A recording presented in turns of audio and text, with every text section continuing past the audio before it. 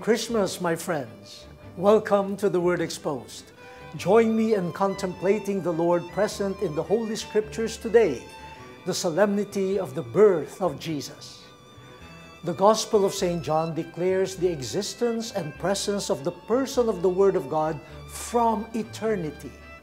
In the fullness of time, He, the true light, comes to us in the flesh through Jesus. And He reveals the Father in His words and deeds. This is the reason for our hope and joy. Friends, celebrating with me the gift of Christmas are the children of Tulay ng Kabataan. Tulay ng Kabataan was founded in 1998, and their mission is to serve the poorest children in Metro Manila. The foundation provides shelter, care, and bridge classes to homeless kids.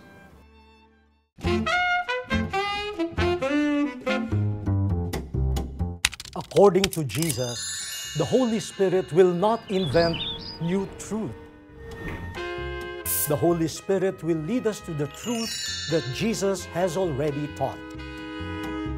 When you have the Holy Spirit, you can speak and explore different languages to address people of different needs. Barriers and boundaries of discrimination, division, and injustice should disappear. The diversity of the gifts should not be a hindrance to the strengthening of the church. God chooses all.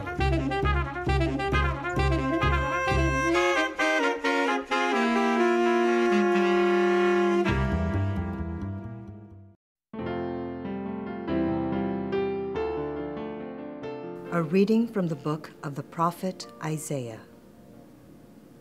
How beautiful upon the mountains are the feet of him who brings glad tidings, announcing peace, bearing good news, announcing salvation, and saying to Zion, "Your God is King." Hark, your sentinels raise a cry. Together they shout for joy. For they see directly before their eyes the Lord restoring Zion. Break out together in song, O ruins of Jerusalem. For the Lord comforts his people. He redeems Jerusalem. The Lord has bared his holy arm in the sight of all the nations. All the ends of the earth will behold the salvation of our God. The word of the Lord. Merry Christmas, mga bata. Merry Christmas. Ayan. Masaya ba kayo at Pasko?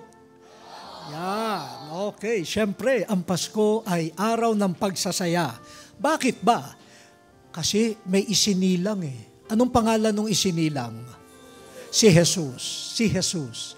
Sino nga ba si Jesus? At bakit espesyal ang kanyang pagsilang? Lahat naman tayo, yung araw ng pagsilang natin, espesyal. Binigay tayo sa daigdig, nagkaroon tayo ng buhay.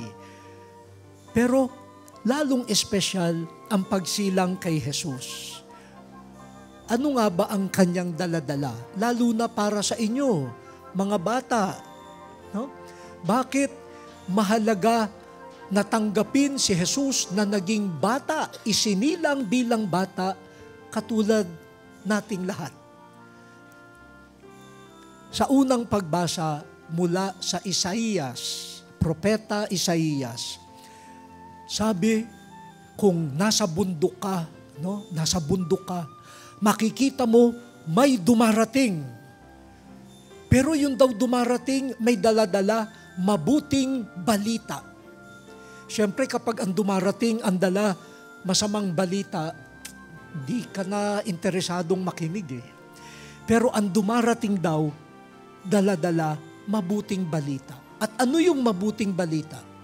Ang mabuting balita na dala-dala niya ay ang bayan ng Diyos makakaranas na ng kaginhawahan, konsolasyon,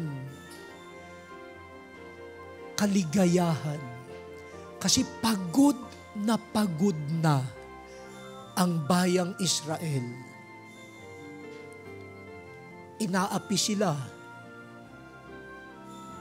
na itapon sa ibang lugar, napahiya sila. Kayo ba nakakaranas na minsan parang ang hirap-hirap ng buhay? Minsan ba napapagod din kayo?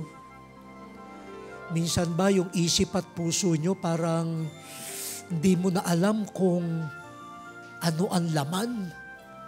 Parang ang bigat. Parang walang laman pero mabigat. No?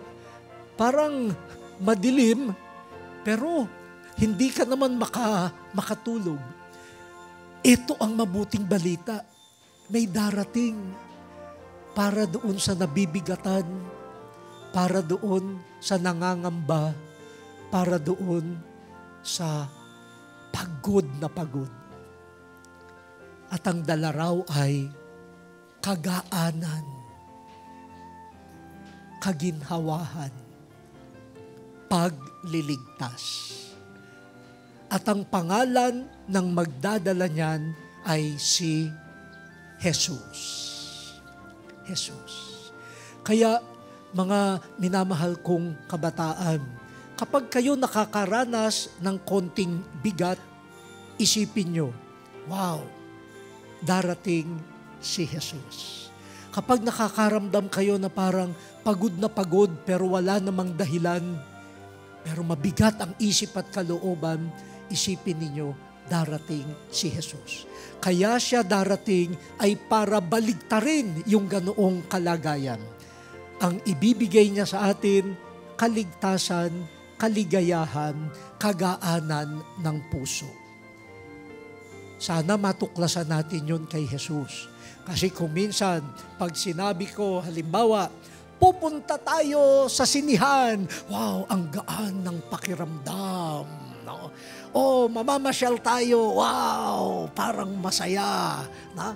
Oh, kakain tayo ng masarap. Nako. Pero pag sinabi ba natin, darating si Jesus. Sana pag narinig nyo ang pangalang Jesus, makaramdam kayo. Kaginhawahan, kagaanan, kaligayahan, kaligtasan, sa lahat ng pinapasan natin sa buhay.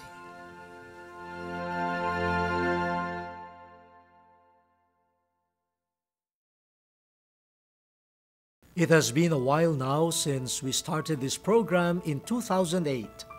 From day one, you have been with us, our dear friends, assisting us with open hands. We are inviting you once again to be our partners in this ministry. Following the mandate of the Lord to bring the good news to all, we can continue to broadcast and reach more people with your support, bringing the good news to them through television and the internet. Friends, your offering would be very much appreciated. Thank you. May the Lord reward you 100-fold.